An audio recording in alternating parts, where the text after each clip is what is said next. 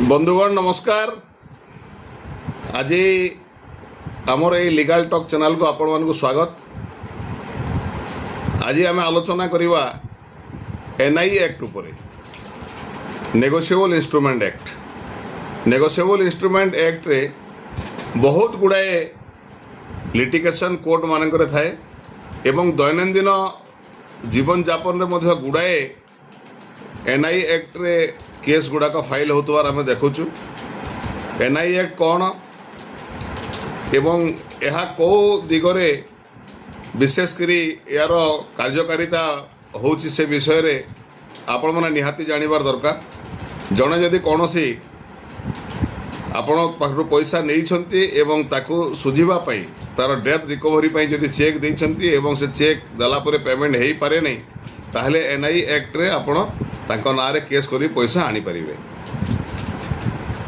दैनंदिन जीवन रे आमे देखुछु समाज रे अनेक लोक चेक रो व्यवहार जानते नहीं एवं आजिकाली जनधन अकाउंट हला परे बैंक रो खाता घर घर खोली गला एवं घर घर अकाउंट खोली गला परे प्रत्येक घरे आपण देखिबे वर्तमान चेक बही पहुंची जाइछि। अनेक दुष्ट खल प्रकृतिर लोक जो माने समाज रे 10%, 12%, 15% सुध दौरान एवं बेआईन भाव में से सुधर टंका असूल करुँचे से सब बेले आसते गाँ गंडा मानक निरीह लोक मानक लक्षे टଙ୍କା सुध देवे एवं 10% असूल करेंगे जोटा कि संपूर्ण भाव में बेआईन एवं से टंकार देला बेलू से निरीह लोक पाखर दुईटा चेक नहीं जाती दस्खत करी तारीख छाड़ी जाइए अमाउंट छाड़ी जाइए ना छाड़ी जाइए एवं निरीह लोक मैंने जानी पारते नहीं जे चेक टे तो दौर कौन हो। विभिन्न दुकान रे आप देखिए विभिन्न इंश्योरेंस कंपनी जिते इंश्योरेंस करे विभिन्न स्कीम रे आपण बाइक लोन कला बेले गाड़ी लोन कला बेले ट्रैक्टर लोन कला बेले आपण कौ जगह एग्रीमेंट कला बेले 4टा 5टा 10टा 12टा जो कंपनी गुड़ाक चेक गुड़ा दस्खत करके नहीं जाती ब्लैंक चेक लोक भावती चेक दस्खत करके नेला एथरे कौन अच्छी किंतु बहुत विपद अच्छी जदि से ही चेक सी मन इच्छा टंका भर्ती करी भी यदि बैंक रे लगईदेव एवं ताहा डिजनर हो जाए ताहले आपणकर ना रे से एनआई एक्ट रे 138 एनआई एक्ट रे केस करिवो एवं एनआई एक्ट रो प्रोविजन बहुत कड़ा। एनआई एक्ट रे जदि आपणकर आपनको दंड हुए ताहले डबल अमाउंट लक्षे टंकार चेक होते 2 लाख टंका ता सहित जेल मध्य हो पारे। ये लोक साधारण लोक जानते नहीं चेक दे दियंती भूली जाती बदमाश लोक मैंने समाज रे देखा को मिलूँ जो मैंने सुधिया व्यापार रे लिप्त केवल ओडिशा कहीं समग्र भारत वर्ष रे से माने ये चेक गुड़ाक नहीं दुरुपयोग करते दुर्व्यवहार करते। एणु सर्वप्रथमे मु आपण मानकु सजेशन देवाकू चाहे परामर्श देवाकू चाहे कि अंधाधुन चेक साइन करिकरी दियंतु नहीं। जदि चेक दौरान अमाउंट फिलअप करंतु तारीख पकांतु अक्षर रे अमाउंट फिलअप करंतु एवं निर्दिष्ट जो आपणकर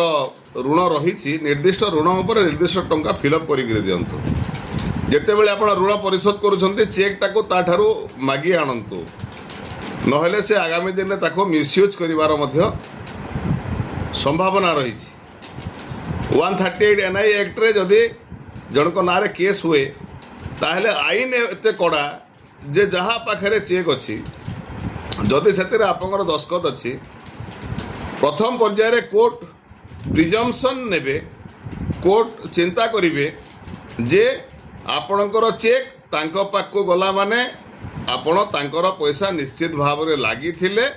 सेथिपई आपण चेक तांको देइछंती। सब बेले चेक जहाँ हाथ में थाए सीएटी अपर हैंड रे रही थाए। एणु चेक देला बेले टंका नेण देण कला बेले आपण बिना तारीख बिना अमाउंट पकईकरी दस्खत करी चेक देवा बिल्कुल कौनसी हिसाब रे वांछनीय नुहे। जदि किए चेक आपण पाखरु रिसीव करूछंती ताहले तांको पाखरु मध्ये ओलटा गोटे कागज रे रिसीव करे आनंतु जे ଆପଣ ତାଙ୍କ ପାଖରୁ ଲକ୍ଷେ ଟଙ୍କା ଆଣୁଛନ୍ତି 3 ମାସ ଭିତରେ ଆପଣ ଲକ୍ଷେ ଟଙ୍କା ଫେରେଇବେ ତାର ପ୍ରତିବଦଳରେ ସେ ଚେକ୍ ନମ୍ବର ପକେଇକିରି କେଉଁ ବ୍ୟାଙ୍କରୁ ଇସ୍ୟୁ ହେଇଛି ସିଏ ବ୍ୟାଙ୍କ ଲେଖିକିରି ନା ଲେଖିକିରି ଚେକ୍ ନମ୍ବର ପକେଇକିରି ଆମାଉଣ୍ଟ ପକେଇକିରି ଆପଣ ଚେକ୍ ତାଙ୍କୁ ଦେଉଛନ୍ତି ଏଭଳିଆ ତାଙ୍କ ପାଖରୁ ମଧ୍ୟ ଲେଖା ରଖିବା ବାଞ୍ଛନୀୟ ଯଦି ରଖୁନାହାନ୍ତି ତାହେଲେ ଭବିଷ୍ୟତରେ ଆପଣଙ୍କର ବିପଦରେ ମଧ୍ୟ ପଡ଼ିବାର ଘୋର ସମ୍ଭାବନା ରହିଛି NI 138 NI ଆକ୍ଟ କରିବା ପାଇଁ ଆପଣଙ୍କୁ ପ୍ରଥମରେ ଯେଉଁଦିନ ବ୍ୟାଙ୍କରେ ଆପଣଙ୍କର ଡିଜନର ହେବ ସେହିଦିନ ଆପଣଙ୍କୁ ଗୋଟେ ଲିଗାଲ ନୋଟିସ୍ ସିଏ କରିବେ ଯାହାକୁ ଆପଣ ଚେକ୍ ଦେଇଛନ୍ତି ଓକିଲଙ୍କ ମାଧ୍ୟମରେ କରନ୍ତୁ ନହେଲେ ନିଜେ କରନ୍ତୁ ଲିଗାଲ ନୋଟିସ୍ କରିବାର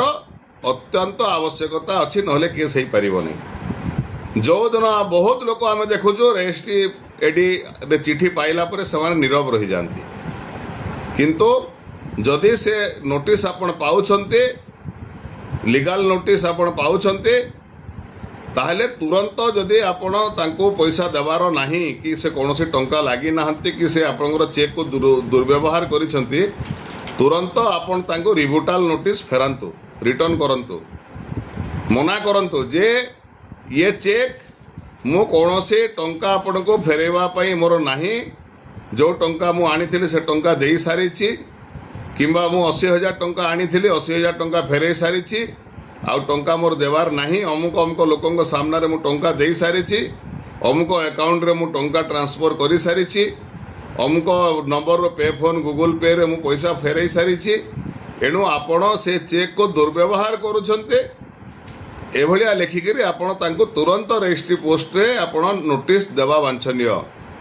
ଯଦି ଭବିଷ୍ୟତରେ ସେ ଚେକ୍ର ଦୁର୍ବ୍ୟବହାର ସେ କରିକିରି କୋର୍ଟରେ ଆପଣ ନାଁରେ କେସ୍ କରିବେ ତାହେଲେ ଆପଣ ସେ ନୋଟିସ୍ ବି କୋର୍ଟରେ ଆପଣ ଦେଖେଇବେ ନୋଟିସ୍ ଦେଲା ପରେ ଯଦି କେହି ଆପଣଙ୍କୁ ଠକିକିରି ଆପଣଙ୍କ ପାଖରୁ ଟଙ୍କା ନେବା ପାଇଁ ଚେଷ୍ଟା କରୁଛି ତାହେଲେ ତା ନାଁରେ ଆପଣ ପୋଲିସରେ ମଧ୍ୟ କେସ୍ କରିପାରିବେ ଯଦି ପୋଲିସ ନ ରଖୁଛି ଆପଣ କମ୍ପ୍ଲେନ୍ କେସ୍ କୋର୍ଟରେ ମଧ୍ୟ କରିପାରିବେ ବହୁତ ଲୋକ ହଇରାଣ ହେଉଛନ୍ତି ଆଜ୍ଞା ଏଣୁ ଆପଣମାନଙ୍କର ଜାଣତ ସକାଶେ ମୁଁ ଆପଣମାନଙ୍କୁ ପରାମର୍ଶ ଦେବାକୁ ଚାହେଁ କି ସର୍ବପ୍ରଥମରେ ବିନା ଦସ୍ତଖତ ବିନା ଆମାଉଣ୍ଟ ଭରିକିରି ତାରିଖ ନ ଦେଇକିରି ଚେକ୍ କାହାକୁ ଦିଅନ୍ତୁ ନାହିଁ ଯଦି ସିକ୍ୟୁରିଟି ପର୍ପଜରେ ବି ଚେକ୍ ଦେଉଛନ୍ତି ତାଙ୍କ ପାଖରୁ ଚେକ୍ ରିସିଭ୍ କରିକି ରଖାନ୍ତୁ ଯେ ଏତିକି ଟଙ୍କା ପାଇଁ ଏତିକି ଟଙ୍କାର ଚେକ୍ ଏତିକି ତାରିଖରେ ମୁଁ ରିସିଭ୍ କରିଛି ଯଦି ଆପଣ ଦେଇସାରିଛନ୍ତି ମୁଁ ଜାଣିଛି ମୋର ଯେତିକି ଫେସବୁକ୍ ଫ୍ରେଣ୍ଡ ଅଛନ୍ତି 70% ଲୋକ ଏଥିରେ ପୀଡ଼ିତ ଥିବେ ଯଦି ଆପଣ ଦେଇସାରିଛନ୍ତି ତାହେଲେ ଯଦି ନୋଟିସ୍ ଆପଣ କେଉଁ ହିସାବରେ ପାଉଛନ୍ତି ତୁରନ୍ତ ନୋଟିସ୍ର ରିପ୍ଲାଏ ଦିଅନ୍ତୁ ରେଜିଷ୍ଟର୍ଡ ପୋଷ୍ଟରେ ରିପ୍ଲାଏ ଦିଅନ୍ତୁ ଯଦି କେହି ଆପଣଙ୍କୁ ଚିଟିଂ କରିବା ପାଇଁ ଆପଣଙ୍କର NI ଆକ୍ଟରେ କେସ୍ କରୁଛି ତାହେଲେ ତା ନାଁରେ ତୁରନ୍ତ ଲିଗାଲ ଆକ୍ସନ୍ ନିଅନ୍ତୁ ଥାନାରେ FIR କରନ୍ତୁ ନହେଲେ କୋର୍ଟରେ କମ୍ପ୍ଲେନ୍ କେସ୍ କରନ୍ତୁ ଏଇଟା ଯଦି ନ କରିବେ ଆଗାମୀ ଦିନରେ ଆପଣ ହଇରାଣ ହେବେ କୋର୍ଟ କଚେରୀ ଅଦାଲତ ଦୌଡ଼ି ଦୌଡ଼ି ନୟାନ୍ତ ହେବା ସାର ହେବ ଏଣୁ ଚେକ୍ ଇସ୍ୟୁ କରିବା ଏକ ବହୁତ ଭୟଙ୍କର କଥା ଏହାକୁ ଭାବି ଚିନ୍ତିକିରି ବିଚାରିକରି ଚେକ୍ ଇସ୍ୟୁ କରିବେ ବହୁତ ବହୁତ ଧନ୍ୟବାଦ ନମସ୍କାର।